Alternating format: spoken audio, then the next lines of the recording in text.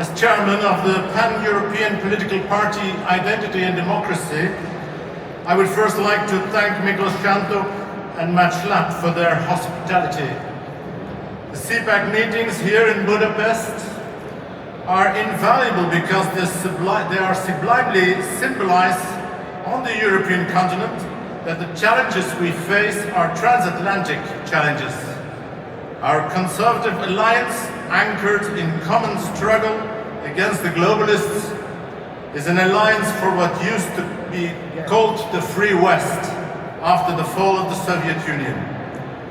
Opposing us is a powerful conglomerate, a collection of left liberals, socialists, green and dark red ecologists, all kinds of journalistic, academic and always subsidized woke artists. Thank you. Woke artists and unfortunately also more and more communists. Their common hatred and struggle against our Western culture, their aversion to national and cultural identity, their daily destruction of Western civilization is becoming the problem of our children and grandchildren in this 21st century. The core problems are the same: mass migration, woke, family under threat, implosion of prosperity and cultural decline. And the reason why those problems are the same is because the stakes are the preservation and then the rebirth of our Western civilization here and across on the other side of the ocean. Friends, I also take this opportunity to apologize here on behalf of the Flemish people for the misconduct of the European Union elite in Brussels, in particular some of their local socialist and Islamo-communist sheriffs who have made world news in recent days with the ban of our conservative conference in the center of Brussels. Professor Frank Furedi said about this, and he was absolutely right about it, Hungary is a much freer country than Belgium.